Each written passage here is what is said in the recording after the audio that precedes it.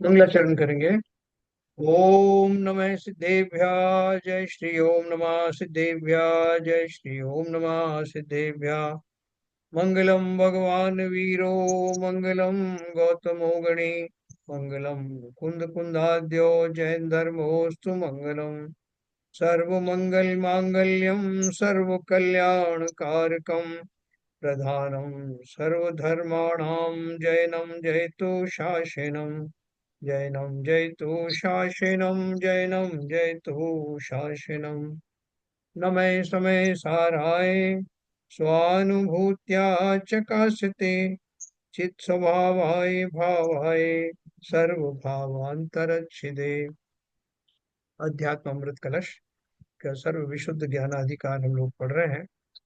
और हमारा अभी जो वर्तमान विषय है उसमें हम जीव के सामर्थ्य की बात कर रहे हैं, जीव के कर्तापने की बात कर रहे हैं कि जीव वास्तव में क्या कर सकता है। साथ ही हम ये बात कर रहे हैं कि जो रागादि परिणाम होते हैं, विकारी परिणाम होते हैं, वो जीव के ही कार्य हैं। जीव ही उनको अशुद्ध अवस्था में करता है। अर्थात जीव दो ही प्रकार के कार्य कर सकता है, या तो स्वभाव रूप परिणमन कर सकता है या स्वभाव के विपरीत विकारी भाव रूप परिणमन कर सकता है। तो ये दोनों ही जीव के कार्य हैं। लेकिन ये निश्चित करना कि स्वाभाविक दशा में जीव के कार्य नहीं है, अशुद्ध अवस्था में ही ये जीव के कार्य है। और कोई द्रव्य, दूसरा द्रव्य हमको, मेरे रागादि भाव दूसरा कोई नहीं करता, दूसरा कोई करा भी नहीं सकता। मैं ही जब चाहूंगा तो करूंगा। पर निमित्त बन सकते हैं, पर कर्ता नहीं बन सकते, है ना। ये बात हमको बहुत क्लैरिटी के साथ आना चाहिए।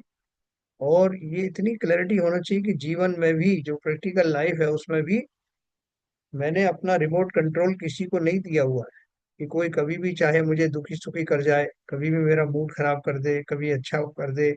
अगर ऐसा हुआ तो मैं, मेरा अपना वजूद क्या रहा, अपना अस्तित्व क्या रहा। इसलिए संसार में भी मुझे दुखी होना है या नहीं दुखी होना, ये चॉइस मेरी है। कैसे भी संवाद हो, कैसे भी प्रसंग हो, उनमें स्वतंत्र रूप से ऐसा फैसला करने वाला मैं स्वयं हूँ कि मुझे इन परिस्थितियों में दुखी होना है या नहीं होना।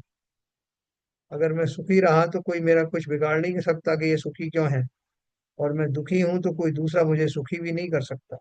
इसलिए अपनी सामर्थ्य के अनुसार इस सिद्धांत का निरंतर अभ्यास करना, और यही सिद्धांत हमें एक दिन मुक्त अवस्था को प्राप्त कराए। तो देखो, अपन बात कर रहे थे।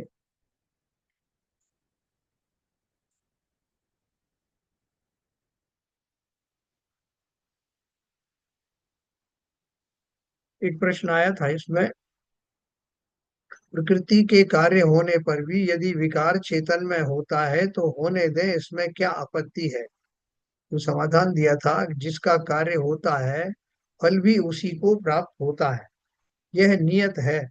अतः यह कर्म का कार्य नहीं है, वह तो जिसमें होता है उसी का कार्य है ना। ये सिद्धांत हमेशा याद रखना कि जो भी कार्य होता है, कार्य का कर्ता वही होता है जो उस कार्य में व्याप्त रहता है। कोई काम हम जब करते हैं तो उस काम में वो काम दिखाई देता ना कि ये काम मैंने किया। उस काम में मैं कहाँ हूँ, मैं उसमें दिखाई पड़ रहा हूँ क्या, तब तो वो कार्य मेरा है। अगर मैं उसमें दिखाई नहीं पड़ रहा हूँ तो वो कार्य मेरा नहीं। दिखाई पड़ने का अर्थ क्या है कि उसमें कहीं ना कहीं मेरा योगदान दिखाई देता है। मैं ही उसमें बस रहा हूँ, मैं ही उसमें व्याप्त हो रहा हूँ। ऐसा अगर कोई कार्य है तो अवश्य मैं उसका करता हूँ। जैसे मिट्टी और घड़े का उदाहरण अपन देते हैं। तो वो बोल रहे हैं कि वह तो जिसका कार्य होता है फल भी उसी को प्राप्त होता है, यह नियत है। अतः यह कर्म का कार्य नहीं है, वह तो जिसमें होता है उसी का कार्य है। उद्गल में होने वाले जो परिवर्तन है, उसके जो उसका शरीर की अपन बात करें तो उसमें जो हड्डियां हैं, मांसपेशियां हैं, रक्त आदि है, उनमें कम बढ़ होना, ऊंचा नीचा होना, वो शरीर का ही कार्य है और शरीर के द्वारा किया जाता है और शरीर में ही दिखाई देता है। तो अतः शरीर ही उनका करता है, वही उसका भोगता है। इसी तरह से सभी द्रव्यों पर लागू होता है, जीव द्रव्य पर भी लागू होता है। अशुद्ध जीव में ही रागादि भाव कर्म होते हैं, अतः वह जीव ही उनका उपादान हेतु है ना। अशुद्ध जो जीव है, जिस समय जीव अशुद्ध भाव में है, तो रागादि, रागादि से ही तो अशुद्ध हुआ। रागादि की ही अशुद्धि के कारण उसको अशुद्ध कहा। और उन रागादि की प्रेजेंस में उसके जब भाव होंगे तो वो भी विकारी भाव ही होंगे। अशुद्ध जीव में ही रागादि भाव कर्म होते हैं, अतः वह जीव ही उनका उपादान हेतु है ना। कहते हैं कि जो फॉरेन में लोग जब जाते हैं तो वहां पर सब नियम का पालन करते हैं। अगर वहाँ सफाई है 100%, तो कोई यहाँ से भी जाता है तो वो भी उस सफाई को मेंटेन करता है। लेकिन भारत में आते ही वो देखता है ये जगह गंदा पड़ा हुआ है, तो वो भी अपना गंदा कागज कपड़ा या थूक आदि वो भी वहां पर निष्कासित करता है। तो गंदगी वाले में गंदगी की जगह पर गंदगी करने का भाव आता है। ठीक उसी प्रकार से रागादि से भरा हुआ जो अशुद्ध जीव है, उसके भाव भी निरंतर उसी जाति के होने लगते हैं। इसलिए उन्होंने बोला अशुद्ध जीव में ही रागादि भाव कर्म होते हैं, अतः वह जीव ही उनका उपादान हेतु है। उपादान हेतु मतलब योग्यता वाला, और वही उनके फल सुख दुख को भोगता है, अन्य नहीं। अगर मैं अशुद्ध हूँ, अगर मैं अनहाइजीनिक हूँ, तो उसका फल किसे भोगना पड़ेगा? मुझे ही भोगना पड़ेगा, मुझे इन्फेक्शन लगेगा, मुझे बीमारियां होंगी। तो इसी तरह से अगर मैं रागादि भाव कर्म की योग्य अपनी भूमिका बना लूंगा, तो निरंतर मुझे कर्मों का इन्फेक्शन होता रहेगा और उसका सुख दुख मैं भोगता रहूंगा। फिर प्रश्न किया, क्या शुद्ध जीव कुछ भिन्न ही पाए जाते हैं और अशुद्ध जीव उनसे भिन्न है? ऐसे क्या दो प्रकार के जीव द्रव्य पाए जाते हैं? हैं? दो तरह के जीव पाए जाते हैं क्या? उन्होंने ऐसा पूछा। समाधान है, मुक्त आत्मा शुद्ध दशा को प्राप्त हैं, वे भाव कर्म रहित हैं। संसारी प्राणी अशुद्ध दशा में हैं, वे भाव कर्म सहित हैं।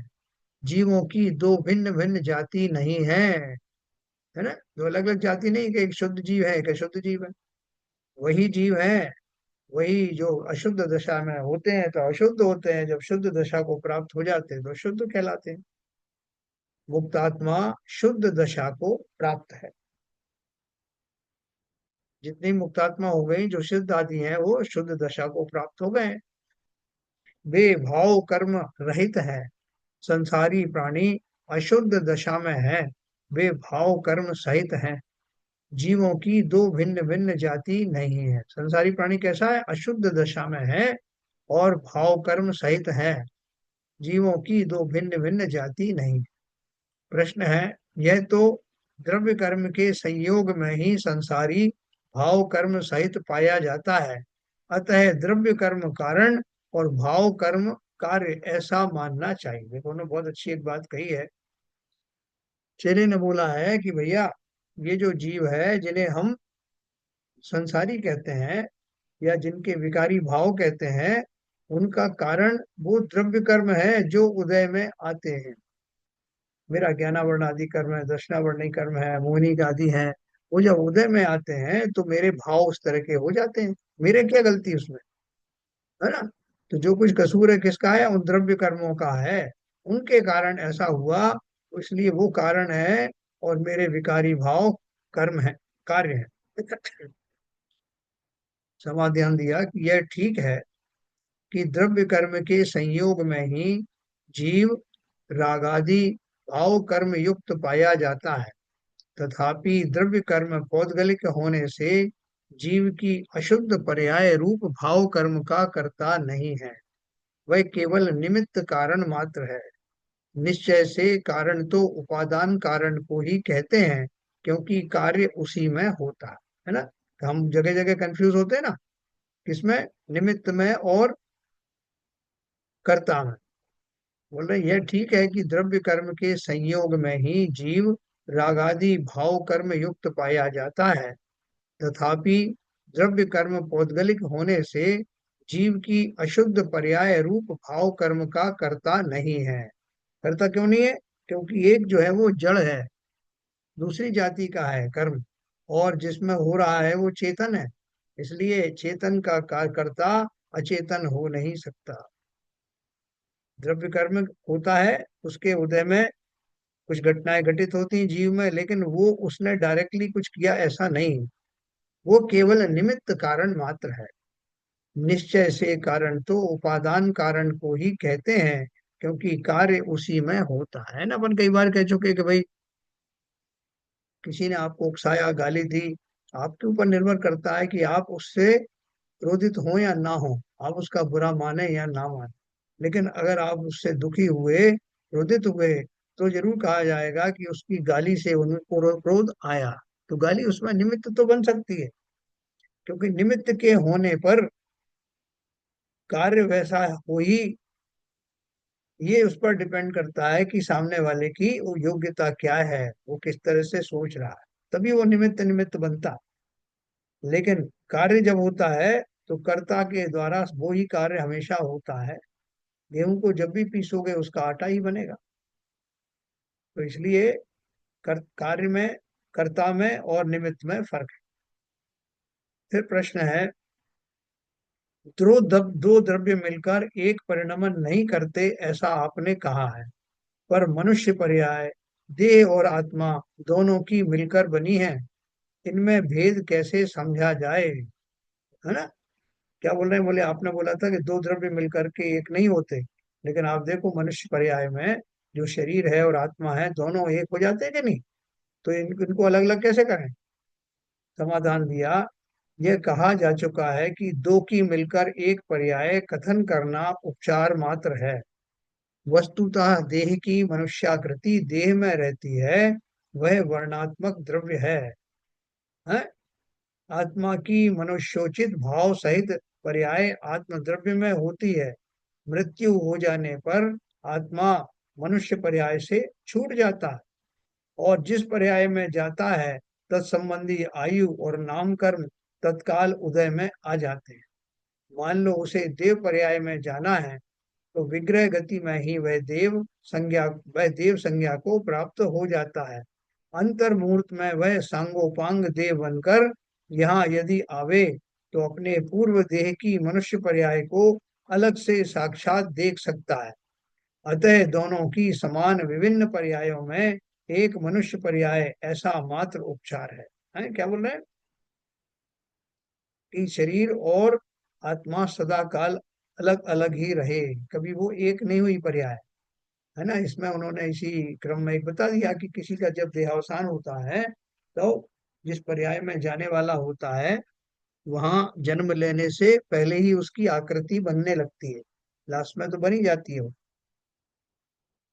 और जैसे देव पर्याय में कोई चला गया तो देव देव तो अवधि ज्ञान के धारी होते हैं। तो बोला देव बन करके तुरंत देव बन गया, और शरीर अभी पड़ा ही हुआ है, अभी 3 दिन बाद उसको फूका जाएगा, जलाया जाएगा, या 2 दिन बाद। वो तो एक समय में बन गया देव। तो वो देव है तो वो चाहे तो देख सकता है कि मेरी देह जिसे मैं छोड़ के आया था उसका क्या हो रहा है, क्या ट्रीटमेंट हो रहा है। ये किसी राग के वशीभूत होकर नहीं, ये खाली इसलिए बता रहे हैं कि शरीर अलग है, आत्मा अलग है, क्योंकि उस आत्मा ने नवीन पर्याय ग्रहण कर ली है, और वो उस नवीन पर्याय में अपनी पूर्व पर्याय के शरीर को देख सकता है, जिससे उसे विश्वास हो जाएगा कि ये शरीर मेरा नहीं था, शरीर मेरा इंटीग्रल पार्ट नहीं था, ये अलग है जो पड़ा हुआ है। ऐसी देह पर्याय छूटेगी जब भी ऐसा ही होगा। तो ये उन्होंने एक एग्जाम्पल इसके लिए दिया।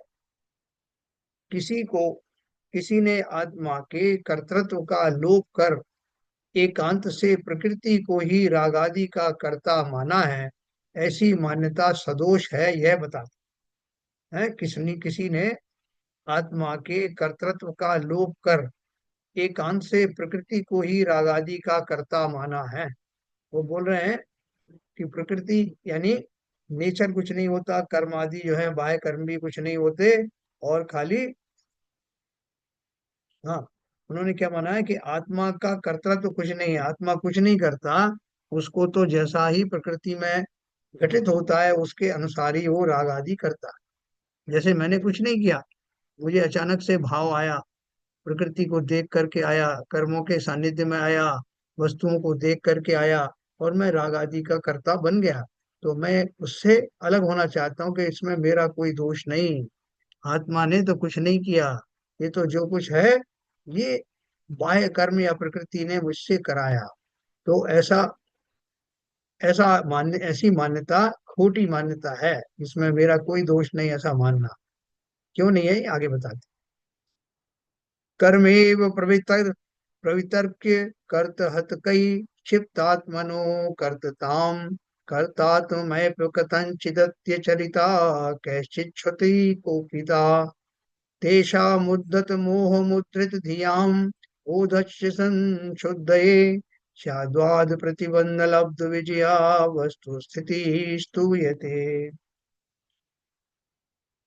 किन्हीं आत्मघाती वादियों ने आत्मा रागादि भाव कर्म का करता है, ऐसे आत्म कर्तृत्व का लोप करके तथा जड़ प्रकृति रूप कर्म ही इसका करता है, ऐसी तर्कना करके यह आत्मा ही रागादि भावों का कथनचित करता होता है, ऐसी दृढ़तम जिन श्रुति को विराजित किया, अर्थात उस श्रुति का विरोध किया है, उत्कट तीव्र जो मोह अर्थात मिथ्यात्व कर्म उसके उदय से गूंज गई हैं बुद्धि जिनकी, ऐसे उन व्यक्तियों के ज्ञान की शुद्ध करने के लिए, ज्ञान को शुद्ध करने के लिए शाद्वाद के संबंध से अनेकांत धर्म के कारण प्राप्त है विजय जिसको, ऐसी जो वस्तु की व्यवस्था वह प्रशस्त की जाती है, कही जाती है। तो क्या बोल रहे हैं,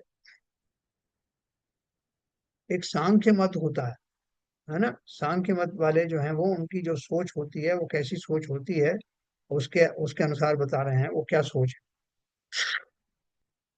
सांख्य यानी कपिल, एक कपिल नाम का चिंतन है।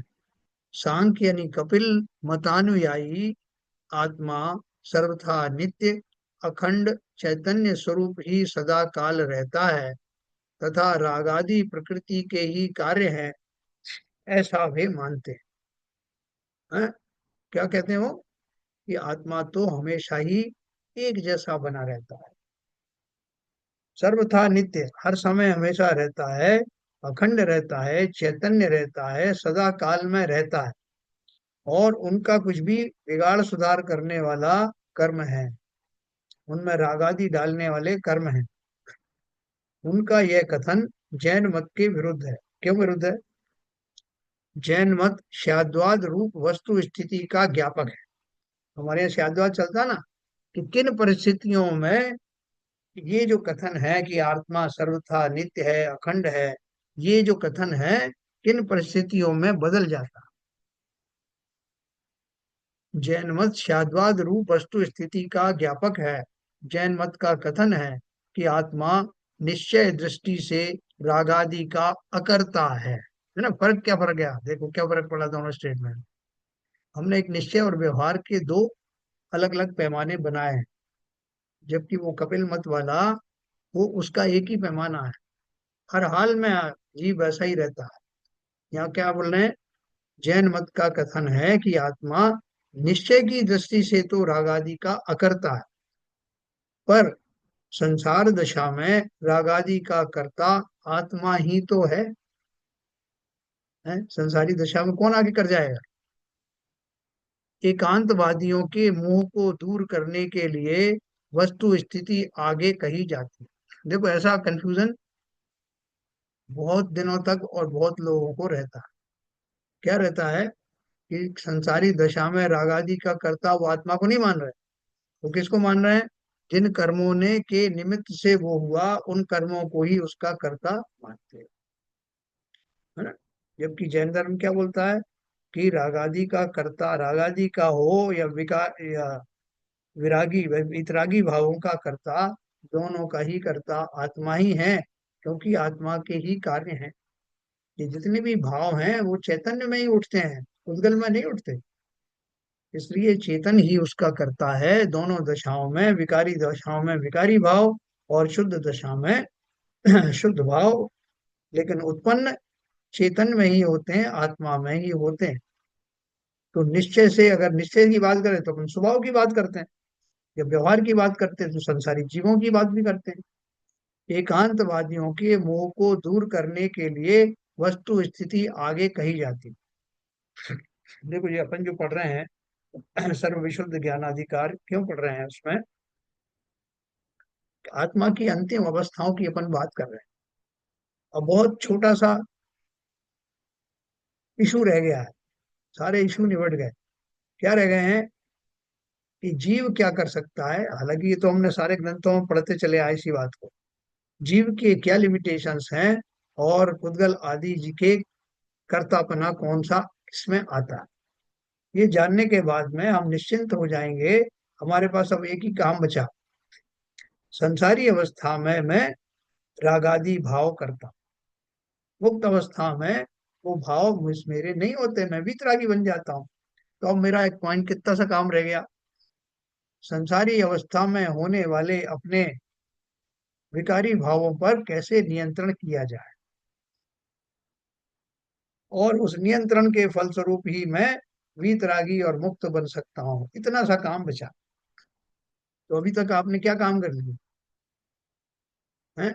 अभी तक कितने काम कर लिए कि अब अपन को बहुत अच्छा लग रहा है कि साहब सारे काम निबट गए, अब इतना बाकी है। वास्तव में तो यही सब मैं करता आया हूँ, लेकिन अभी हमको एक क्लैरिटी आ गई। क्लैरिटी क्या आ गई? दुनिया भर के राग द्वेष, दंड फंद कषाय आदि, ये सब परिवार के लिए धन कमाना, परिवार की चिंता करना, शरीर आदि की चिंता करना, ये सब होते इसी कैटेगरी के ही हैं जो रागादि भाव की बात कर रहे हैं। लेकिन अभी अपन उसको समराइज कर रहे हैं, उसकी एक समरी बना रहे हैं। क्या समरी है? कि संसारी दशा में जितने भी मेरे भाव हुए, छोटे भाव हुए, जिनके कारण मैं निरंतर दुखी बना रहा, आकुल व्याकुल होता रहा, उसका कारण मात्र मेरा अज्ञान था। वो अज्ञान क्या था? कि मैंने अपनी सामर्थ्य को पहचाना नहीं। मैं उस अज्ञान तो उस गंदगी में ही पड़ा रहा। जैसे मैंने अभी आपको उदाहरण दिया ना, कि विदेश में हम जाते तो चारों तरफ सफाई रहती है, और सफाई करने वाले कौन? वही लोग जो गंदगी फैलाते हैं, वही उस गंदगी को फैलने से वहां रोक देते हैं, डिसिप्लिन में रहते हैं, तो फलता वो साफ रहता है। लेकिन जब हम इंडिया में आते हैं तो वही लोग जिन्होंने अपने आप पर नियंत्रण किया था, अब आसपास गंदगी भरे वातावरण को देख करके वो भी उस गंदगी में कुछ ना कुछ योगदान कर देते हैं। ठीक उसी प्रकार से संसार में होने वाली रागी द्वेषी दशाओं को देखकर मैं भी उसमें योगदान किया करता हूँ। दूसरों की नहीं, स्वयं के ही राग द्वेष से भरी हुई अशुद्धि में नए नए राग द्वेष उत्पन्न करके उसमें वृद्धि करता रहता हूँ। तो अब साफ कैसे हो? साफ वैसे ही हो कि अगर मैंने वैसा ही वातावरण जैसा मैं विदेश में जाकर के बनाता हूँ, उसमें योगदान करता हूँ, वैसा ही वातावरण का निर्माण स्व में करने लगूं, तो स्व की गंदगी निकलने में देर लगेगी नहीं। और मुझे पॉजिटिव कुछ नहीं करना, अर्थात पॉजिटिव कुछ नहीं करना अर्थात जैसे अंधकार है, मैं अंधकार को दो तरह से हटा सकता हूँ। या तो मैं कहूँ कि प्रकाश को लेकर के आओ, अंधकार अपने आप भाग जाएगा। या मैं कहूंगा कि अंधकार को हटाओ, तो उसका भी मीनिंग यही होगा। अंधकार कैसे हटेगा? उसको बैग में भर के तो फेंक नहीं सकते। अंधकार को हटने का अर्थ ही ये है कि प्रकाश का लाना। ठीक उसी प्रकार से रागादि का हटाने का अर्थ ही ये है कि मैं अपने स्वभाव की ओर दृष्टि करके उस दृष्टिमान को यहाँ लेकर के आ जाऊं, उसकी ओर अपलक निहारते ही मेरी रागादि अशुद्धियां दूर होने लगती है। स्वभाव के ऊपर दृष्टि रखने मात्र से अशुद्धियां दूर होने लगती हैं। ये कितनी बढ़िया बात। तो सांख्य के उस कथन की समीक्षा करते हैं, सांख्यवादी होते हैं जिनके बारे में ऊपर कहा। तो वो क्या कथन कहा उन्होंने? उन्होंने कहा कि आत्मा कुछ नहीं करती, ये तो कर्म आदि उसको ऐसा करा देते, फोर्स कर देते। यहाँ उसका जो उन्होंने एक कलश दिया है। माँ अकर्तारममी स्पर्शन्तु पुरुषं सांख्या इवाप्यार्हता कर्तारं कलयन्तु तं किल सदा भेदावबोध ददा ऊर्ध्वं तूर्ध्वतबोधधाम नियतं प्रत्यक्षमेनं स्वयं पश्यन्तु च्युत कर्तृभावमचलं ज्ञातारमेकं परम। सांख्य मत की तरह आत्मा को रागादि का अकर्ता ये जैन मतानुयायी शिष्य भी न स्वीकार करें, किंतु जब तक जीव को भेद विज्ञान रूप अवबोध नहीं हुआ तब तक निचली व्यवस्था में उसे सदा निश्चय से रागादि का कर्ता आत्मा ही है ऐसा जाने। भेद ज्ञान रूप सम्यक दर्शन की उत्पत्ति के अनंतर इस आत्मा को जब वह अपने बढ़े हुए आत्मज्ञान के तेज में ही लीन हो जावे तब उसे स्वयं रागादि के अकर्ता रूप तथा केवल श्रेष्ठ ज्ञाता रूप जो कभी चलायमान नहीं होगा ऐसा देखें। देखो, देखने की दृष्टि की बात कर रहे हैं। अगला अधिकार हमारा जो आएगा, अंतिम आएगा, वो शाद्वाद अधिकार आएगा। तो यहाँ क्या बोल रहे हैं? सांख्य की तरह, सांख्य मत वाले ऊपर जो बताया, जैन भी रागादि को प्रकृति का कार्य स्वीकार ना करें,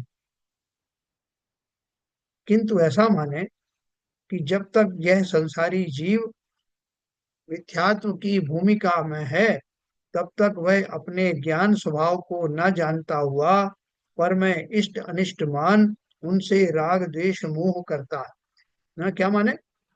जब तक यह संसारी जीव मिथ्यात्व की भूमिका में है तब तक वह अपने ज्ञान स्वभाव को न जानता हुआ पर मैं इष्ट अनिष्ट मान उनसे राग द्वेष मोह करता है, तब तक वह उन विभाव परिणामों का स्वयं करता है। किंतु सम्यक के होने पर ब्रह्म बुद्धि दूर हुई, पर मैं इष्ट अनिष्ट कल्पना दूर हुई, तब राग द्वेष को आत्मस्वरूप स्वीकार नहीं करता, इसलिए अकर्ता हुआ।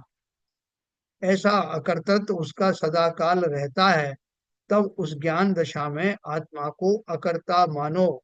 इस तरह शाद्वाद मत में आत्मा कथनचित करता है, अर्थात मोह के उदय में रागादि रूप परिणमित होता है।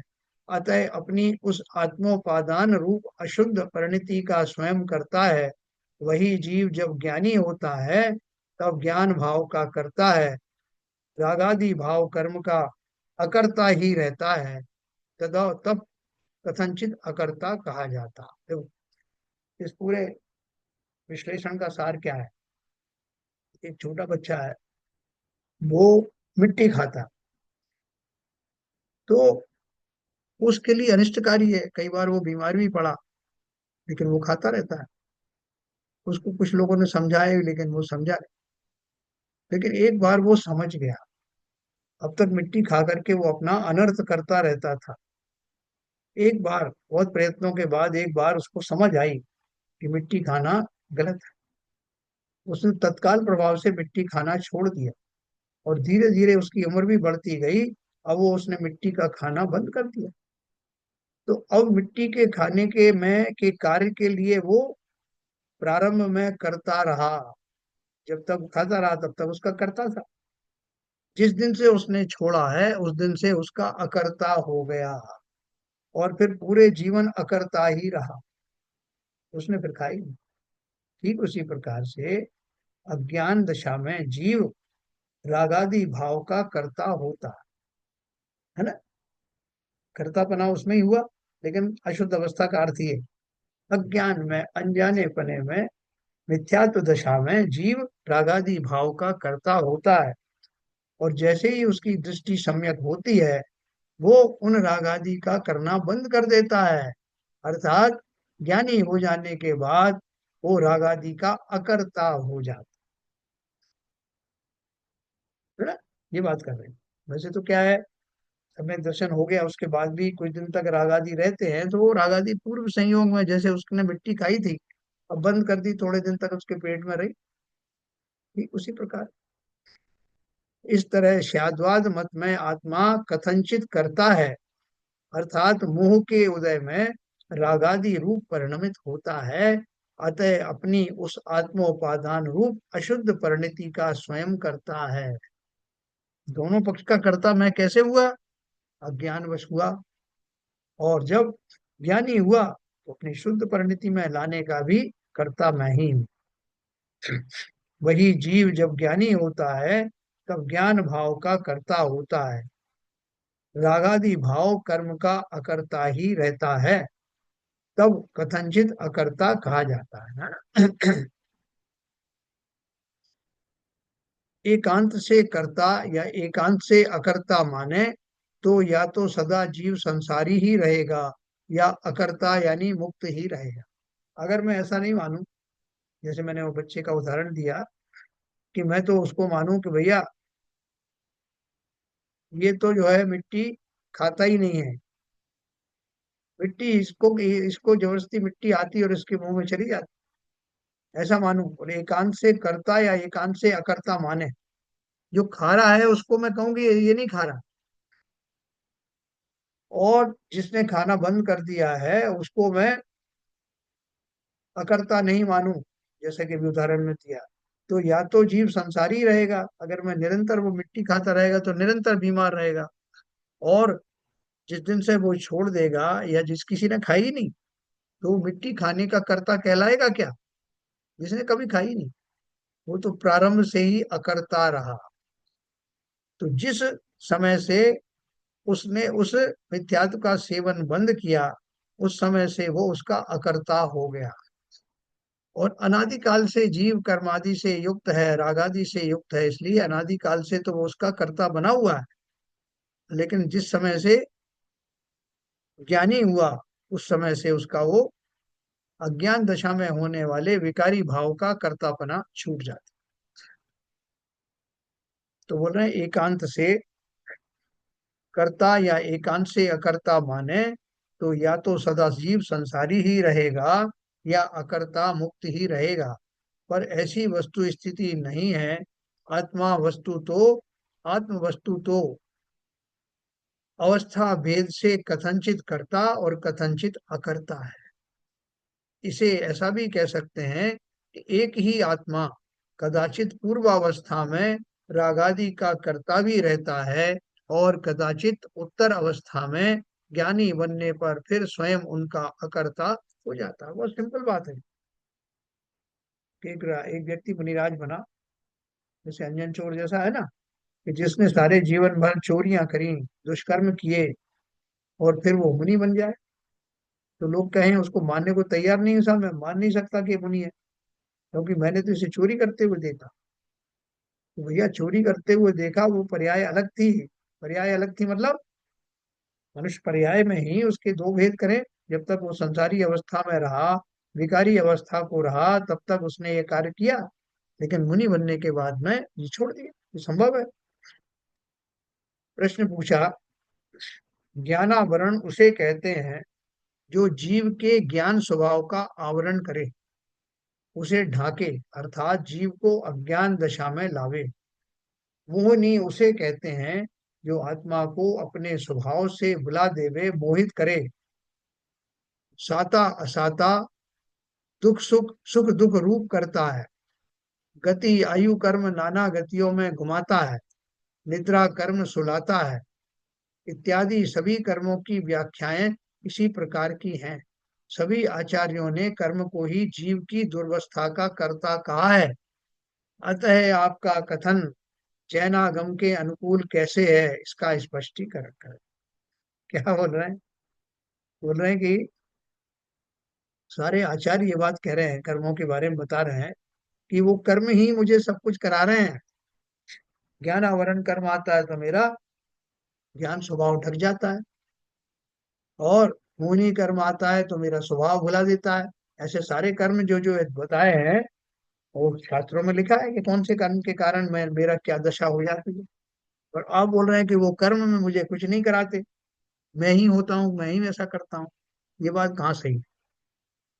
समाधान दिया, जरूर ऐसा ही लिखा है, पर यह कथन निमित्त अपेक्षा से किया गया। उसका अर्थ ऐसा समझना चाहिए कि ज्ञानावरण कर्म की जब उदयावस्था होती है, तब जीव अज्ञान परिणति रूप स्वयं परिणमता है। मोहिनी के उदय के काल में जीव अपनी स्वरूप को स्वयं भूलता है। कर्म ना ज्ञान मिटाता है ना भुलाता है, कर्म निमित्त मात्र है। परिणमन तो जीव का जीव में स्वयं ही होता है। ये कैसे साबित होता है? मोहिनी कर्म का उदय हमारा चल रहा है,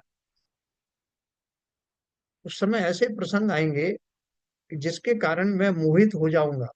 मेरा कोई स्वजन समाप्त हो गया या परिवार में नया कोई जीव आया, उन घटनाओं को देख करके मैं मोहित हूं या ना हूं। भरत चक्रवर्ती की आयुधशाला में चक्र रत्न की उत्पत्ति हुई। ठीक उसी समय रेनिवास से खबर आई कि पुत्र रत्न की प्राप्ति भी हुई। आदिनाथ भगवान को केवल ज्ञान भी हुआ। अब उनके सामने समस्या थी कि कौन से उत्सव को पहले मनाया जाए। अगर वो मोही होते तो सबसे पहले अपने पुत्र का मुंह देखने जाते, क्योंकि बाकी तो आदिनाथ भगवान की तो वैराग्य परक घटना थी, और चक्र रत्न जो है मेरे साम्राज्य में वृद्धि करने वाला था। इन दोनों को छोड़ करके वो आदिनाथ भगवान के समो शरण में गए। तो क्यों गए? हमारे आप जैसे सामान्य होते तो सबसे पहले पुत्र का दर्शन करते। इसका अर्थ क्या है कि ऐसी सामग्री जो आपके मोहिनी में वृद्धि कर दे, आपके आपको मोह से भर दे, ऐसी घटना की मौजूदगी में भी मेरा अपना सामर्थ्य क्या बोलता है, मेरा अपना चिंतन क्या बोलता है। इसका अर्थ तब भी मैं स्वतंत्र हूँ। मोहिनी कर्म के उदय में भी, अगर बहुत तीव्र मोहिनी कर्म का उदय नहीं है, साधारण उदय है जो कि निरंतर चलता है, तो मैं सक्षम हूं अपने फैसले करने के लिए। बाकी कर्म निमित्त मात्र। अगर मैं उन घटनाओं से जुड़ गया तो कहा जाएगा कि ये मोहिनी कर्म के कारण इसका ऐसा हुआ। नहीं जुड़ा तो नहीं जुड़ा। तो इसलिए उन्होंने बोला कर्म निमित्त मात्र है, परिणमन तो जीव का जीव में स्वयं ही होता है।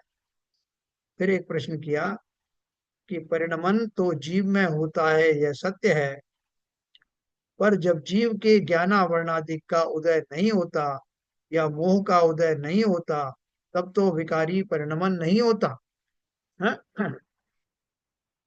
इस प्रश्न का थोड़ा सा उत्तर पढ़ के अपन समाप्त करेंगे। थोड़ा आज मुझे भक्तामर पाठ में जाना। परिणमन तो जीव में होता है, यह सत्य है, पर जब जीव के ज्ञानावरणादि का उदय नहीं होता या मोह का उदय नहीं होता, तब तो विकारी परिणमन नहीं होता। वो प्रश्नकर्ता बोल रहा है कि साहब ये तो आप गलत बोल रहे हो। जब जीव ऐसा परिणमन करता है तो उसके बैकग्राउंड में वो कर्म उदय में होते हैं, तभी तो होता है ना। इसका अर्थ ही है कि उसी ने कराया। उनके सद्भाव में ही परिणमता है।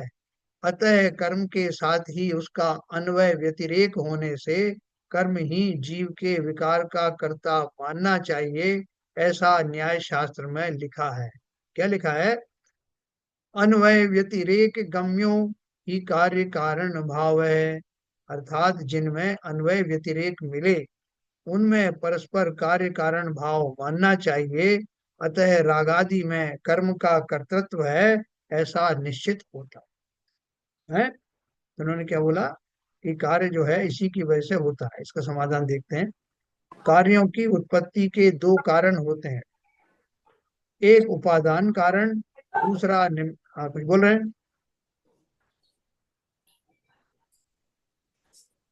कार्यों की उत्पत्ति के दो कारण होते हैं, एक उपादान कारण, दूसरा निमित्त कारण। सो न्याय शास्त्र का कथन सामान्यतया दोनों कारणों की कारणता को प्रदर्शित करता है। इनमें से अन्वय व्यतिरेक की बहिर्व्याप्ति निमित्त कारण के साथ मिलती है, वह निमित्त कारण पर पदार्थ ही होता है जो कि बहिरंग कारण है। यथार्थ अंतरंग कारण तो स्वयं पदार्थ की उपादान योग्यता है, जिसमें उक्त कार्य या परिणमन स्वयं होता है, उसके साथ कार्य की अंतर्व्याप्ति व्याप्य व्यापक भाव है। अतः यही उसका यथार्थ कारण है ना। क्योंकि इसका बहुत उन्होंने लंबा चौड़ा विवेचन किया, जो अपन कल पढ़ेंगे। खाली इसका कहना यह है कि कोई भी कार्य जब होता है तो उसमें दो कारण होते हैं। कौन कौन से? एक उपादान कारण और एक निमित्त कारण है। जैसे कि शरीर को भूख लगी और निमित्त रूप से वहां पर भोजन उपस्थित था, तो उसने भोजन किया। भोजन करने का कार्य किस कारण से हुआ? कि भूख का लगना और निमित्त रूप से भोजन का मिलना, ये दोनों कारण मिलने से भूख लगना शरीर का गुण है और भोजन आदि बाह्य निमित्त है।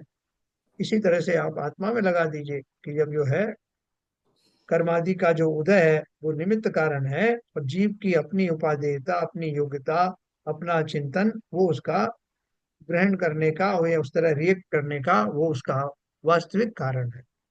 कल अपन इसको जो और विस्तार से पढ़ेंगे। थोड़ा मुझे अभी निकलना था, इसलिए इसको यही समाप्त करेंगे। कल अपन इसकी बहुत चर्चा करेंगे, क्योंकि ये बहुत बहुत बहुत गहरा इसके हमारी जो कार्य प्रणाली है जो हम अपनाने वाले हैं उससे उसका बहुत गहरा संबंध है। किसी का कोई प्रश्न हो तो पूछें। नहीं है? तो ये अन्वय व्यतिरेक क्या होता है सर? वैसे थोड़ा सा आप में पहले भी आया है ये शब्द। हाँ, व्यतिरेक वाला ना। हाँ। हाँ, मैं कल समझाऊंगा इसके बारे में। ठीक चलिए जिनवाणी स्तुति करेंगे। संजय प्रकाश। है।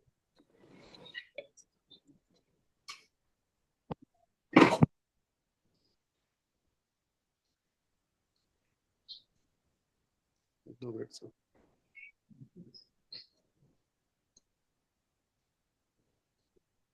2 मिनट से। हाँ,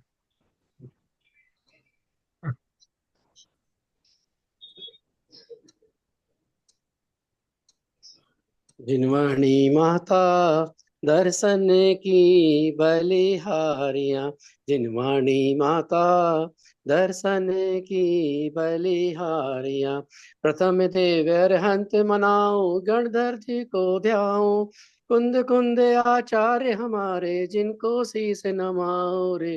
जिनवाणी माता दर्शन की बलिहारियां, योनि 1,84 माही घोर महादुख पायो, ऐसी महिमा सुनकर माता शरण तुम्हारी आयो रे। जिनवाणी माता दर्शन की बलिहारियां, जाने था को शरणो लीनो, अष्ट कर्म छय कीनो, जन्म मरण मिटा के माता मोक्ष महापद दीनो रे। जिनवाणी माता दर्शन की बलिहारियां, ठाणे श्रावक अरज करत हैं, हे जिनवाणी माता, द्वादशांग 14 पूरब का कर दो हमको ज्ञाता रे। जिनवाणी माता दर्शन की बलिहारी। जिनवाणी माता की जय। हाँ,